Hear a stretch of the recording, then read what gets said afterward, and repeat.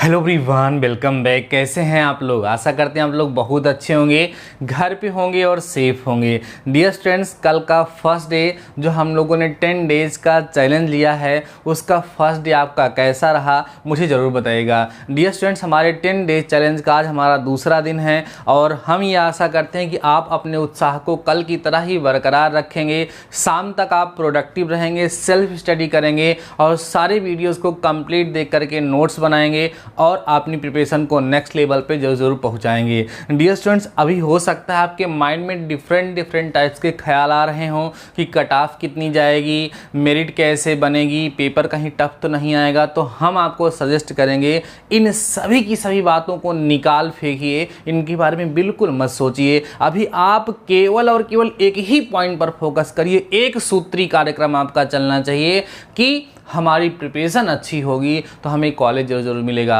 और आपकी मेहनत, आपकी प्रिपरेशन, साथ ही साथ हमारी शुभकामनाएं और मेरा शुभाशीष, मेरा आशीर्वाद आपके साथ है। आप बिल्कुल टेंशन मत लीजिएगा। अगर आप प्रिपरेशन मन से कर रहे हैं तो आपको गवर्नमेंट कॉलेज ज़रूर से ज़रूर मिलेगा। और आप बोलते हो ना कि आपने जान लगा दिया है, तो जाने कहाँ से दोगे? जाने नहीं दोगे, आपने जान लगाई है तो आपको वहाँ पर गवर्नमेंट कॉलेज ज़रूर से मिलेगा। तो बच्चों, आज के इस वीडियो में हम आपको आपके सिलेबस में केमिस्ट्री का एक बड़ा ही इम्पॉर्टेंट चैप्टर पढ़ाने वाले हैं जिसका नाम है रासायनिक संयोग के नियम। ठीक है, रासायनिक संयोग के नियम, लॉ ऑफ केमिकल कॉम्बिनेशन, बड़ा ही इंपॉर्टेंट चैप्टर है। और डियर स्टूडेंट्स, इस चैप्टर से 1 से 2 क्वेश्चन आपके एग्जाम में पूछे जाते हैं। इस चैप्टर में आपको कुल मिलाकर के केवल और केवल 5 नियम पढ़ने हैं। इस वीडियो में हम उन 5 के 5 नियमों को काफ़ी डिटेल में डिस्कस करेंगे, उनको समझाएंगे और उन छोटे छोटे पॉइंट पर ज़रूर फोकस करेंगे जो आपके एग्ज़ाम में पूछे जा रहे हैं या पूछे जा सकते हैं। तो वीडियो बहुत ही ज़्यादा इंटरेस्टिंग और साथ ही साथ बहुत ही ज़्यादा इम्पॉर्टेंट होने वाला है। सो एक भी पॉइंट आप स्किप मत करिएगा। अच्छा, एक बात और आपके साथ शेयर कर दें डियर स्टूडेंट्स, कि कई सारे बच्चे ये सोचते हैं कि सर ऐसा कोई चैप्टर पढ़ाए जिससे ज़्यादा नंबर का आते हैं। तो ये वहम अपने माइंड से निकाल लीजिए। पूरे सिलेबस में ऐसा कोई चैप्टर नहीं जिससे ज़्यादा क्वेश्चन आएंगे। हर चैप्टर से 1 क्वेश्चन, 2 क्वेश्चन, 3 क्वेश्चन, 17 नहीं बनते हैं। इसलिए आपको प्रत्येक चैप्टर पर फोकस करना है और उसको अच्छे से आपको पढ़ लेना है। बातें समझ में आ रही हैं? तो आइए बच्चों, हम अपना चैप्टर स्टार्ट करते हैं जिसका नाम है रासायनिक संयोग के नियम, law of chemical combination. Law of chemical combination का मतलब होता क्या है? देखो डियर स्टूडेंट, जब केमिकल रिएक्शन होता है, रासायनिक अभिक्रिया होती है, उसमें होता क्या है, 2 अलग अलग एलिमेंट्स या 2 एक ही एलिमेंट्स के जो एटम्स होते हैं आपस में कंबाइन होते हैं और नया प्रोडक्ट बनाते हैं, नया कंपाउंड वहाँ पर बनाते हैं। तो बच्चों, 2 प्रकार का संयोग होता है। एक तो मिक्सचर बनता है। तो मिक्सचर जो होता है, जो मिश्रण होता है, उसको किसी भी प्रकार से बनाया जा सकता है। जैसे चीनी और पानी का शरबत आपको तैयार करना है तो वो शरबत तैयार हो जाएगा। चीनी कम डालोगे या ज़्यादा डालोगे, पानी की मात्रा कम होगी या ज़्यादा होगी, शरबत तैयार हो जाएगा। मतलब वहाँ पर चीनी और पानी का कोई फिक्स रेशियो नहीं है उनके कंबाइन होने का। बट जब 2 एलिमेंट्स के एटम्स आपस में कंबाइन होते हैं बच्चों, तो वहाँ पर वो क्या करते हैं, एक डेफिनिट प्रॉपर्टी, एक डेफिनिट रूल को फॉलो करते हुए आपस में 2 कंपाउंड्स, 2 एलिमेंट्स के एटम्स आपस में कंबाइन होते हैं। जिन नियमों का वो लोग पालन करते हैं उन्हीं नियमों को रासायनिक संयोग के नियम कहा जाता है। उन्हीं को लॉ ऑफ केमिकल कॉम्बिनेशन के नाम से जाना जाता है। हमारे सिलेबस में कुल मिलाकर के 5 नियम दिए गए हैं। उन सभी नियमों को हम लोग डिटेल से समझेंगे। उसको किस वैज्ञानिक ने बताया था, उसमें क्या चीज़ें हैं जो हमारे एग्जाम में पूछी जा सकती हैं, वो सभी की सभी चीज़ें हम यहाँ पर डिस्कस करने वाले हैं। तो आइए, पहला नियम हम आपको सिखाते हैं बच्चों, जिसको बोलते हैं द्रव्य संरक्षण या द्रव्य की अविनाशिता का नियम। हाँ, एक बात बोलेंगे कि लोग कहते हैं कि मेरा सब तैयार है, लोग कहते हैं कि मेरा सब तैयार है। मेरी एक बात आप लोग ध्यान रखिएगा, मैं ये कहता हूँ कि एक बार पढ़ने से ओवर कॉन्फिडेंस आता है और बार बार पढ़ने से कॉन्फिडेंस आता है।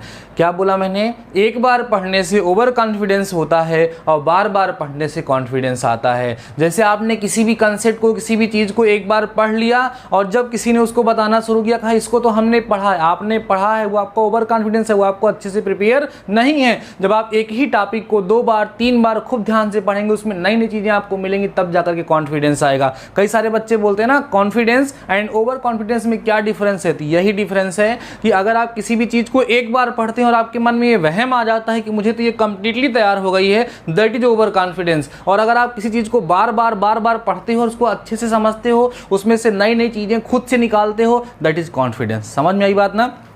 इसलिए बातों को ध्यान समझना है बच्चों। पहला नियम है द्रव्य संरक्षण या द्रव्य की अविनाशिता का नियम, जिसको इंग्लिश में बोलते हैं law of conservation of mass. ठीक है, ध्यान सुनिएगा बच्चों। इस नियम को सबसे पहले रशियन वैज्ञानिक लोमोनोसोव ने प्रतिपादित किया था। ध्यान सुनिएगा, इस नियम को law of conservation of mass वाला जो रूल था, इसको रशियन वैज्ञानिक लोमोनोसोव ने सबसे पहले प्रतिपादित किया था, इसको स्टेब्लिश किया था। उसके बाद लेवासिए नाम के साइंटिस्ट ने इसकी पुष्टि की थी, मतलब इसको प्रूफ किया था। ठीक है, तो वहां पर जब लिख करके आएगा ध्यान रखिएगा, अगर लिख करके आएगा किसने इसका प्रतिपादन किया था तो लोमोनोसोव होगा, और किसने इस नियम की पुष्टि की तो आप लेवासिए बताएंगे। इतनी बातें समझ में आ रही हैं।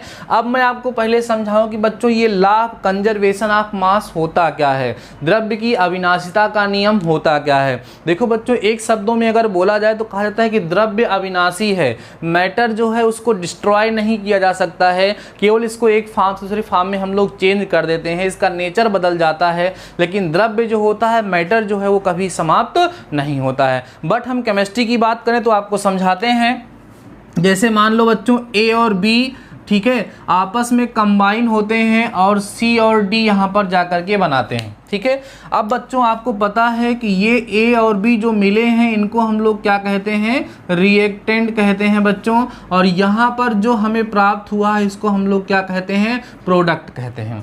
Law of conservation of mass कहता है इन एनी केमिकल रिएक्शन, किसी भी केमिकल रिएक्शन में मास ऑफ रिएक्टेंट्स, ध्यान देना बच्चों, मास ऑफ रिएक्टेंट्स माने अभिकारकों का द्रव्यमान बराबर होता है बच्चों मास ऑफ प्रोडक्ट्स के, मास ऑफ प्रोडक्ट्स की। बातें समझ में आ रही हैं? इसी को बच्चों बोलते हैं law of conservation of mass, द्रव्य की अविनाशिता का नियम।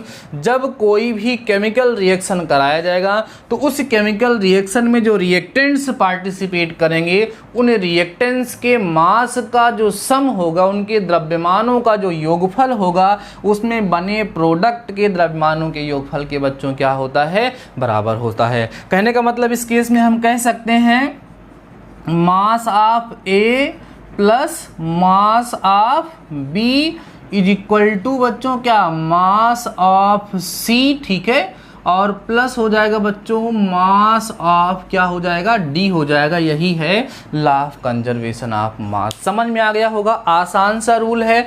अब इसके बेसिस पे क्वेश्चंस कैसे पूछे जा सकते हैं। नंबर पहली चीज़ तो ये पूछी जाती है कि इसकी डिस्कवरी किसने की थी, इसकी खोज कितनी की थी, तो वो तो आपको क्लियर हो गया। दूसरी बात बच्चों, ये एक बड़ी ही इंपॉर्टेंट बात यहाँ पे निकल के आती है कि यह नियम नाभिकीय अभिक्रियाओं के लिए सत्य नहीं है।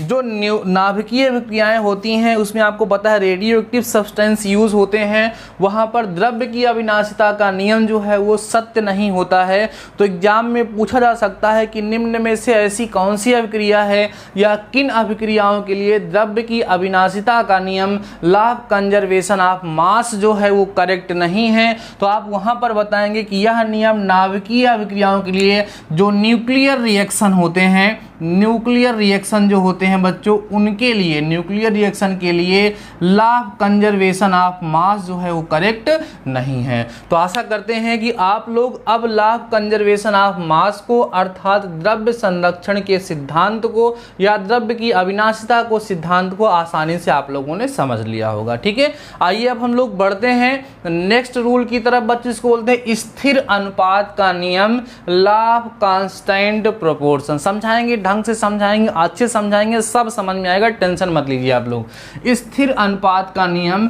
लॉ ऑफ कांस्टेंट प्रोपोर्शन, इसकी जो डिस्कवरी की थी वो फ्रांस के साइंटिस्ट, जिनका नाम बच्चों प्राउस्ट था। ध्यान रखिएगा, जो स्थिर अनुपात का नियम है उसकी खोज फ्रांस के वैज्ञानिक प्राउस्ट ने किया था। इन्होंने बताया क्या था, आप ध्यान से समझिएगा। इन्होंने कहा कि कोई भी केमिकल कंपाउंड, ध्यान सुनिएगा हमारी बात को, कोई भी केमिकल कंपाउंड, कोई भी रासायनिक यौगिक किसी भी प्रक्रिया से, किसी भी प्रोसेस से वो क्यों ना तैयार किया गया हो, वह जिन एटम से, जिन एलिमेंट से मिलकर के बना हुआ होता है, उनके द्रव्यमान में, उनके मास में एक फिक्स रेशियो होता है, एक स्थिर अनुपात होता है, उसी को स्थिर अनुपात का नियम कहते हैं। फॉर एग्जाम्पल समझते हैं, एग्जाम्पल को समझिएगा, सारी बातें बच्चों यहाँ पर क्लियर हो जाएंगी। जैसे हम छोटा सा एग्जाम्पल लेते हैं H2O, जिसको वाटर अर्थात आप जल कहते हैं। तो उन्होंने कहा कि जैसे वाटर है, ये हैंडपंप का भी जल होता है, कुएं का भी जल होगा, तालाब का भी जल होगा, किसी केमिकल रिएक्शन से भी वाटर फॉर्म होता है जब हाइड्रोजन और ऑक्सीजन कंबाइन होते हैं। इन्होंने कहा आप किसी भी प्रकार के वाटर की बात करो, वो कहाँ का हो, नल का हो, वो कहाँ का हो, कुआं का हो, वो कहाँ का हो, तालाब का हो, या कहीं भी किसी भी प्रोसेस से अगर ये वाटर फॉर्म हुआ है, तो इस वाटर में ये जो हाइड्रोजन है इसका मास 2 × 1, क्योंकि हाइड्रोजन का जो परमाणु भार होता है वो 2 होता है, द्रव्यमान संख्या। रेशियो यहाँ पे लिखेंगे 16, तो 2:16 होगा, मीन्स 1:8 आ जाएगा। तो यहाँ पर जो 2 एलिमेंट्स के एटम्स कंबाइन हुए हैं, मतलब वाटर में हाइड्रोजन और ऑक्सीजन, तो हाइड्रोजन और ऑक्सीजन के बीच में 1:8 का रेशियो हमें प्राप्त हो रहा है। यह रेशियो हमेशा फिक्स रहेगा किस किस में, यहाँ का जो H2O होगा, नल से जो निकलेगा, वहाँ पर भी हाइड्रोजन और ऑक्सीजन में मास का जो रेशियो होगा 1:8 होगा। वो जो है वाटर अगर कुएं से निकलेगा, वहाँ पर भी रेशियो 1:8 होगा।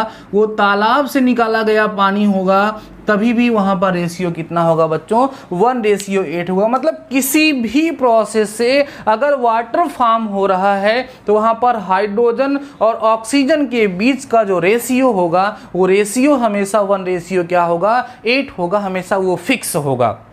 और कोई एग्जाम्पल सर दे दीजिए। जैसे बच्चों CO2 है, कार्बन डाइऑक्साइड है। अब यहाँ पर कार्बन का परमाणु भार 12 होगा और इसका बच्चों 16 × 2 = 32 हो जाएगा। तो इसको काट दो, 4 × 3 = 12, 4 × 3 = 12, 4 × 8 = 32 ना, ठीक है, 8 × 4 = 32, 3:8। देखो ध्यान से, यही तो होगा भाई, कार्बन का 12 होता है, ठीक है, कार्बन का 12 होता है और इसका 16 होता है, 16 × 2 = 32, तो 3:8 आपको यहाँ से मिल रहा है।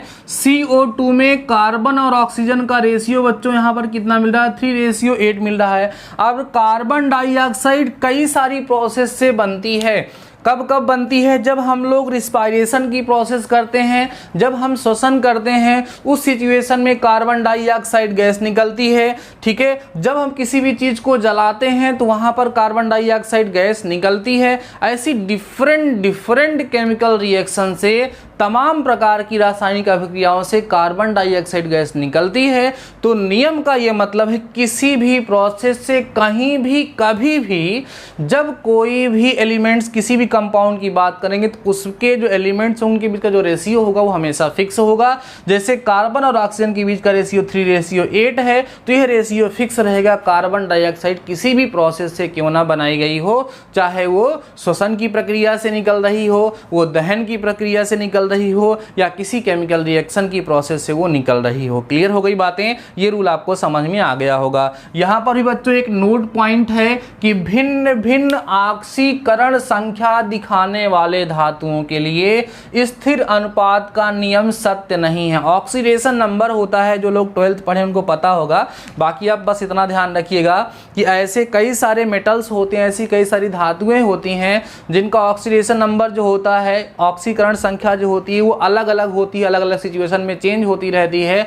उनके लिए यह नियम बच्चों सत्य नहीं होता है, मतलब यह एक अपवाद है। तो डियर स्टूडेंट्स, अभी तक हम लोगों ने 2 नियम समझे हैं। कौन कौन सा, एक है द्रव्य संरक्षण या द्रव्य की अविनाशिता का नियम, जिसको बोलते हैं law of conservation of mass. दूसरा नियम आपने पढ़ा स्थिर अनुपात का नियम, जिसको बोलते हैं लॉ ऑफ कांस्टेंट प्रोपोर्शन। दोनों कंप्लीट तरीके से आपको समझ में आ रहे होंगे। अभी वीडियो को पास करके इसको नोट कर लीजिए, देन हम बाकी नियमों के बारे में डिस्कस करते हैं। So before that pass the video and note down. तो 2 नियम तो बच्चों आप लोगों ने अच्छे से सीख लिया, बचे हुए 3 नियमों को और सीख लीजिए, फिर ये चैप्टर कंप्लीट हो जाएगा। फिर इसके बेसिस पे मैं आपको क्वेश्चन भी सॉल्व कराऊंगा, ठीक है। देखिए बच्चों, हमारा यहाँ पे जो तीसरा नियम है, ठीक है, इसका नाम है गुणित अनुपात का नियम, लॉ ऑफ मल्टीपल प्रोपोर्शन। सबसे पहले तो आप जानेंगे इसकी खोज 1803 में हुई थी और जॉन डाल्टन नाम के साइंटिस्ट ने इसको बताया था, इसका प्रतिपादन किया था। ठीक है, अब ये है क्या हम आपको बताते हैं। डियर स्टूडेंट्स, कहा जाता है कि जब एक ही तत्व या एक से अधिक तत्वों से, जब कोई तत्व एक या एक से अधिक तत्वों से रासायनिक संयोग करता है, तो जब उनकी अलग अलग मात्रा से संयोग करता है तो बाद में जो अलग अलग तत्व संयोग हुए होते हैं उनके बीच में भी एक सरल गुणित अनुपात होता है। कम समझ में आ गया होगा, बताते हैं आपको। जैसे बच्चों कार्बन है और ऑक्सीजन है, ये दोनों आपस में रिएक्शन करके दो अलग अलग कंपाउंड बनाते हैं। एक बनाते हैं CO कार्बन मोनोऑक्साइड और एक बनाते हैं CO2 कार्बन डाइऑक्साइड। तो यहां पर देखो कार्बन का जो द्रव्यमान है वो क्या है, फिक्स है। कार्बन जो है वो फिक्स है, कार्बन से ऑक्सीजन जो है वो अलग अलग द्रव्यमान उसका संयोग कर रहा है। अगर हम यहाँ पे बात करें ऑक्सीजन, कार्बन से जो ऑक्सीजन संयोग कर रहा है वो अलग अलग मात्रा में संयोग कर रहा है, तो यहाँ पर ऑक्सीजन जो है बच्चों वो कितना है, 16 ग्राम है, और यहाँ पर जो है वो कितना है, 32 है। तो 16 और 32 में जो अनुपात निकालोगे 1:2 प्राप्त होगा। इसी को सरल गुणित अनुपात कहते हैं। सरल गुणित अनुपात का मतलब होता क्या है, जैसे 2:3 है, ये सरल है, लेकिन 2:3.2 आ गया, माने दशमलव में जब आ गया सरल गुणित अनुपात नहीं हुआ तो उसी कहेंगे सरल गुणित अनुपात वहां पर नहीं है। कहने का मतलब यह है कि जब 2 या 2 से अधिक तत्व तो एक दूसरे से रासायनिक संयोग करेंगे अलग अलग प्रकार से, तो जो फिक्स मात्रा होगा उसको फिक्स करके बाकी जो आपस में कंबाइन हो रहे हैं उनके द्रव्यमान का, जब उनके मास का रेशियो हम निकालेंगे तो हमें एक सिंपल रेशियो मिलेगा, वहां पर डेसिमल वगैरह नहीं मिलेगा। ये जो आपके पास एग्जाम्पल है कार्बन मोनोऑक्साइड और कार्बन डाइऑक्साइड का सबसे बेहतर एग्जाम्पल है। इसके अलावा ये जो हमने यहाँ पर लिखा है बच्चों, ये सबसे ज्यादा एग्जाम्पल है, एग्जाम में बहुत बार पूछा गया है। नाइट्रोजन के 5 ऑक्साइड गुणित अनुपात की व्याख्या करते हैं। 5 ऑक्साइड कौन है, N2O, NO, N2O3, N2O4, N2O5, इतने लोगों के साथ नाइट्रोजन कंपाउंड बनाता है। ठीक है, कभी डिटेल में डिस्कस करेंगे आगे चल के जब आप लोगों का सिलेक्शन हो जाएगा। तो अभी आप इतना जानिए, इन नाइट्रोजन के 5 ऑक्साइड अगर आपको कभी दिए गए होंगे और पूछेगा कि ये किस नियम की व्याख्या करते हैं तो आप बताएंगे गुणित नियम की। गुणित अनुपात का जो नियम है, लॉ ऑफ मल्टीपल प्रोपोर्शन जो है उसकी ये व्याख्या करते हैं, उसकी ये पुष्टि करते हैं। क्लियर हो गई बातें, समझ में आ गया होगा। अब हम बात करते हैं बच्चों व्युत्क्रम या तुल्य अनुपात का नियम, लॉ ऑफ रेसिप्रोकल रिलेशन, जिसको 1792 में जर्मन के वैज्ञानिक रिक्टर ने समझाया था। इन्होंने क्या बताया था, उन्होंने बताया बच्चों कि जब एक ही तत्व हो, ध्यान सुनिएगा, जब एक ही तत्व का एक कोई परमाणु हो या एक ही तत्व जो है उसका निश्चित भाग, उसका निश्चित द्रव्यमान 2 या 2 से अधिक तत्वों से अलग अलग संयोग करता है, अलग अलग वो आपस में कंबाइन होता है, तो स्टार्टिंग में उन जो अलग अलग एलिमेंट्स होंगे उनके बीच का जो रेशियो होता है, अगर वो दोनों कभी आपस में रिएक्शन किए और आपस में कंबाइन हुए तो उनका रेशियो बदलता नहीं है, वही फिक्स रहता है। कम समझ में आया, एग्जांपल से समझिए। जैसे हम बात करें बच्चों, ध्यान सुनिएगा, यहां पर समझाते हैं। जैसे हम बात कर ले बच्चों, कार्बन हाइड्रोजन से रिएक्शन करता है तो CH4 बनाता है, इसको हम लोग मेथेन कहते हैं। ठीक है, उसी के साथ साथ अगर हम बात करें बच्चों की कार्बन जो है ऑक्सीजन से जब रिएक्शन करता है तो वहां पर कार्बन डाइऑक्साइड बना, जिसको हम लोग CO2 कहते हैं। ध्यान सुनिएगा सब लोग, यहां पर कार्बन 2 अलग अलग एलिमेंट से कंबाइन हो रहा है, एक इसने हाइड्रोजन से कंबाइन हुआ जब तो CH4 माने मेथेन बनाया, और जब ऑक्सीजन से कंबाइन होता है CO2 अर्थात कार्बन डाइऑक्साइड बनाता है। अब इन दोनों में अगर हम हाइड्रोजन और ऑक्सीजन के बीच का रेशियो निकाले तो क्या मिलेगा, यहां पर 4 हाइड्रोजन का 4 हो जाएगा मास, और यहां पर 2 है तो 16 2 32 हो जाएगा। रेशियो निकालोगे बच्चों तो आपको 1:8 यहां से मिलेगा। इसका मतलब यह है कि जो कार्बन था वो जब हाइड्रोजन से कंबाइन हो रहा था तो CH4 बना रहा था, और ऑक्सीजन से कंबाइन हो रहा था तो CO2 कार्बन डाइऑक्साइड बना रहा था। तो यहाँ जो हाइड्रोजन है और जो ऑक्सीजन है उनके बीच का जो रेशियो था वो 1:8 था। रूल ये कहता है कि कभी बाद में अगर हाइड्रोजन और ऑक्सीजन के बीच का कॉम्बिनेशन पॉसिबल हुआ तो वो लोग इसी रेशियो में मिलेंगे या इसी के मल्टीपल रेशियो में मिलेंगे। आइए देखते हैं, जब बच्चों हाइड्रोजन और ऑक्सीजन आपस में कंबाइन होंगे तो क्या बनाएंगे, H2O बनाएंगे, H2O माने वाटर बनाएंगे। अब यहाँ पर रेशियो अगर आप निकालते हो तो क्या मिलेगा, 2 रेशियो यहाँ पर आपको 16 मिलेगा और सॉल्व करने पर बच्चों 1:8 ही मिल जाएगा। देखिए जो रेशियो यहाँ मिल रहा था वही रेशियो यहाँ पर भी मिल रहा है। मतलब जब एक ही एलिमेंट का फिक्स द्रव्यमान दो अलग अलग एलिमेंट से कंबाइन करेगा तो उन अलग अलग एलिमेंट्स के बीच में जो रेशियो होगा वही रेशियो तब भी मिलेगा अगर पॉसिबल हो दोनों आपस में कभी मिलेंगे तो तब का रेशियो और पहले का रेशियो जो होगा आपस में सेम होगा। इसी को बच्चों बोलते हैं व्युत्क्रम या तुल्य अनुपात का नियम, जिसको बोलते हैं law of reciprocal proportion. Clear हो गई बातें। अब हम लोग लास्ट नियम देखते हैं बच्चों, जो हमारा नियम नंबर कौन सा है, 5 है, इसको भी समझ लेते हैं। गैलुज़ेक का गैसीय आयतन संबंधी नियम। तो गैलुज़ेक नाम आ गया है बच्चों, तो यहाँ पे क्लियर है कि इनकी खोज जो है गैलुज़ेक नाम के साइंटिस्ट ने ही किया था। इसमें इन्होंने बताया क्या था कि जब दो गैसें आपस में कंबाइन करती हैं और वहाँ पर टेम्परेचर और प्रेशर को कांस्टेंट रखा जाए। ध्यान सुनिए हमारी बात को। उन्होंने कहा कि जब दो गैसें आपस में कंबाइन होती हैं वहाँ पर टेम्परेचर और प्रेशर का जो इफेक्ट है उसको कांस्टेंट रखा जाए, तो जब रिएक्शन करने के बाद एक नई गैस बनाते हैं तो वहाँ पर एक सिंपल रेशियो फाइंड होता है। देखिए कैसे, जैसे एक सिंपल सा रिएक्शन लिखेंगे N2 + 3H2 gives out 2NH3। ठीक है, ये आपका नाइट्रोजन है या हाइड्रोजन है और ये अमोनिया गैस यहाँ पर बन रही है। तो जो नाइट्रोजन है इसका एक आयतन यहाँ पर है, कितना आयतन है, 1 वॉल्यूम है। ठीक है, और यहाँ जो हाइड्रोजन इसका कितना आयतन है, 3 आयतन है, 3 वॉल्यूम है। और यहाँ पर जो है बच्चों कितना आयतन आपको प्राप्त हुआ है, अमोनिया का 2 आयतन। तो इसको बोलेंगे 1:3:2 का एक सरल अनुपात यहाँ पर प्राप्त होता है। इसी को गैलुज़ेक का गैसीय आयतन संबंधी नियम कहते हैं। ये अनुपात का ये जो रेशियो है, मतलब ये कभी भी डेसिमल में नहीं आएगा, एक सिंपल रेशियो हमेशा फाइंड होगा, 1:4:3 1, मतलब इस तरीके से रेशियो जब हमें फाइंड होगा उसी को हम लोग गैलुज़ेक का गैसीय आयतन संबंधी नियम कहते हैं। आशा करते हैं बच्चों कि इस वीडियो में जो मैंने आपको 5 नियम सिखाए हैं सभी के सभी नियम कंप्लीट तरीके से आपको समझ में आ गए होंगे। आप इसकी नोट्स बना लेंगे और अच्छे से प्रिपेयर कर लेंगे। आइए हम अब आपको इसके बेसिस पे कुछ क्वेश्चन सॉल्व करा देते हैं, जिसकी हेल्प से आपकी प्रिपरेशन और अच्छी हो जाएगी। तो वीडियो को पास करके इसको नोट करो बच्चों, देन हम नेक्स्ट क्वेश्चन के बारे में डिस्कस करते हैं जिससे आपकी प्रिपरेशन काफ़ी अच्छी होगी। So before that pass the video and note down. तो अब हम आपके साथ कुछ अच्छे क्वेश्चन डिस्कस करने वाले हैं। बुक को हमने अपने हाथ में उठा लिया, इससे टाइम कम वेस्ट हो, कम समय में ज़्यादा आपको सिखा सकें। जो क्वेश्चन हम आपको यहाँ पे सॉल्व कराएंगे क्वेश्चन कभी न कभी आपके एग्जाम में पूछे जा चुके हैं और उनको विद लॉजिक एक्सप्लेन करके सिखाएंगे। पहला क्वेश्चन बच्चों यहाँ पर जो एग्जाम में पूछा जा चुका है वो है कि व्युत्क्रम अनुपात के नियम की पुष्टि होती है निम्न यौगिकों में। ऑप्शन को देखिएगा और समझने का प्रयास करिएगा बच्चों। पहला यहां पर दिया है CO2, कॉमा करके लिखा है बच्चों CH4, फिर लिखा है H2O। ठीक है, ये पहला यहां पर ऑप्शन दिया है।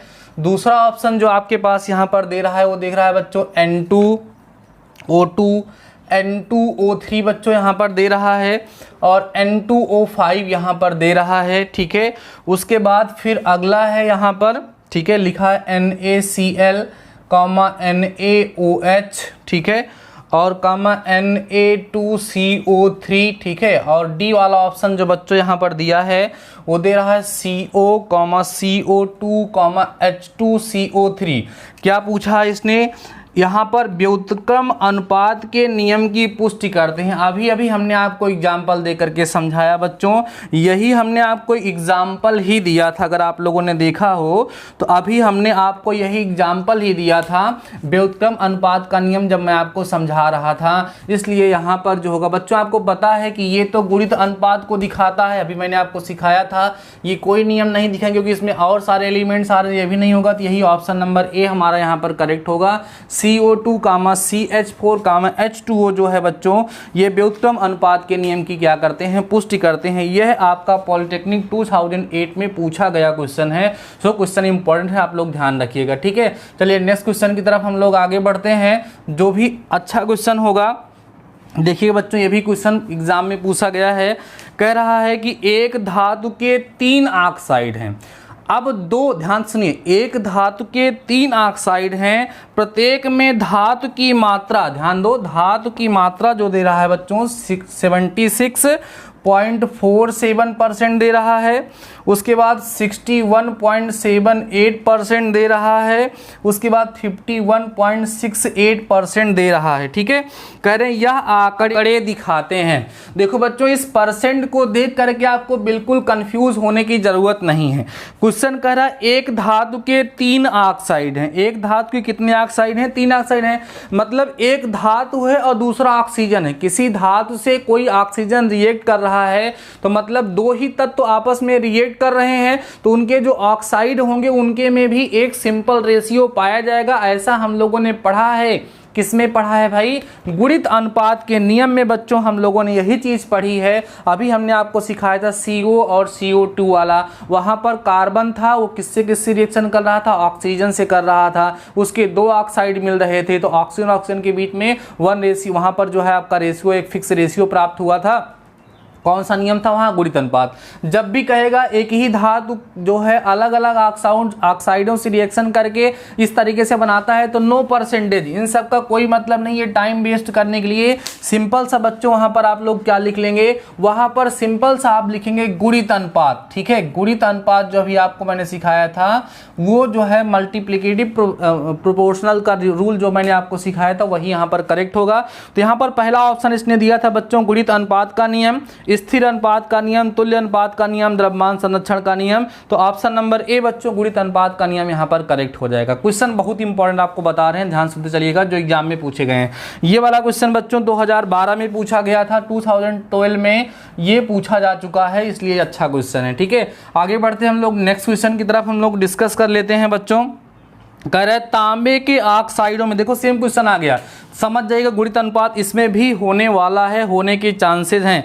तांबे के ऑक्साइडों में, अब तांबा एक अलग एलिमेंट हो गया और उसके ऑक्साइड मतलब अलग अलग ऑक्सीजन से रिएक्शन कर रहा है। यहाँ पर इसने उठा करके रेशियो उठा करके दे दिया है, कह रहा है 88.7% है, उसके बाद 78.8% है जिन ऑक्साइड से ये रिएक्शन करता है, नियम प्रतिपादित करता है। देखो बच्चों, अगर हम एकेडमिक पढ़ रहे होते देन हमें वहां पर सिंप्लीफाई करके दिखाना होता कि ऑक्सीजन की जो मात्रा है उनके बीच में एक कांस्टेंट रेशियो मिल रहा है, बट यहाँ हमें प्रूफ करने की जरूरत नहीं, हमें केवल ऑप्शन हिट करना है। तो इस तरीके से जब एक ही मेटल, एक ही एलिमेंट 2 अलग अलग ऑक्साइडों से रिएक्शन करेंगे तो वहां पर हमेशा गुणित अनुपात का नियम होगा। इसको दिमाग में बैठा लीजिए, गुणित अनुपात के नियम से क्वेश्चन बहुत पूछे जा रहे हैं। ये आपका बच्चों 2006 में पूछा गया था, पॉलिटेक्निक एंट्रेंस एग्जाम 2006 में पूछा जा चुका है। इसमें भी बच्चों गुणित अनुपात का नियम जो होगा वो करेक्ट होगा। ऑप्शन दिया था व्युत्क्रम अनुपात का नियम मींस रेसिप्रोकल रिलेशन,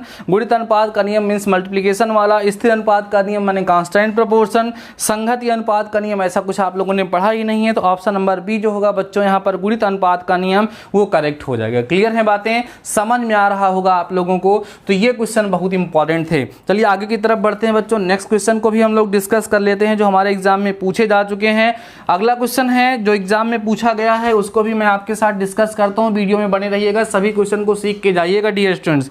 देखिए कह रहा है कि कार्बन तथा ऑक्सीजन के यौगिक दिया है CO और CO2। ध्यान दीजिए, कह रहा है कि कार्बन तथा ऑक्सीजन के यौगिक CO तथा CO2 बनाते हैं। यदि कार्बन का परमाणु भार 12 तथा ऑक्सीजन का परमाणु भार 16 है तो इनकी संरचना प्रदर्शित करती है। किसको प्रदर्शित करेगी भाई? गुणित अनुपात का नियम। देख रहे हैं गुणित अनुपात के नियम से कितने क्वेश्चन आए हैं एग्जाम में। ये 2005 में पूछा गया था, 2005 में पूछा गया था। यहाँ पर भी क्या होगा? गुणित अनुपात का नियम होगा, क्योंकि कार्बन ऑक्सीजन से यहाँ अलग अलग मात्रा में संयोग कर रहा है ऑक्सीजन के, इसलिए यहाँ पर ऑक्सीजन 16, यहाँ 32 मींस 1:2 हमें मिलता है। तो इस ऑक्साइड के बीच में एक सरल अनुपात प्राप्त हो रहा है, इसी को हम लोग क्या कहते हैं बच्चों? गुणित अनुपात का नियम कहते हैं। अभी आप देख रहे हो 3-4 क्वेश्चन आपको मैंने कराया, लगभग 3 क्वेश्चन में आपको गुणित अनुपात का नियम ही आ रहा है। लॉ ऑफ मल्टीपल प्रोपोर्शन ही ज़्यादा से ज़्यादा पूछा जा रहा है और कितना आसान है, इसको आपको सॉल्व करने की जरूरत नहीं है। आपने जब अपनी बुक उठाई होगी तो इतना भयंकर परसेंटेज, जब उसमें परसेंट लगा हुआ आपको दिखा होगा तो आपको लगा हुआ इसको सॉल्व करना पड़ेगा। सॉल्व नहीं करना है, रूल समझ लीजिए, 1 सेकंड 2 सेकंड में सारे क्वेश्चन आपके यहाँ पर सॉल्व होने वाले हैं। ठीक है, चलिए बढ़ते हैं नेक्स्ट क्वेश्चन की तरफ बच्चों, जो एग्जाम में पूछा जा चुका है।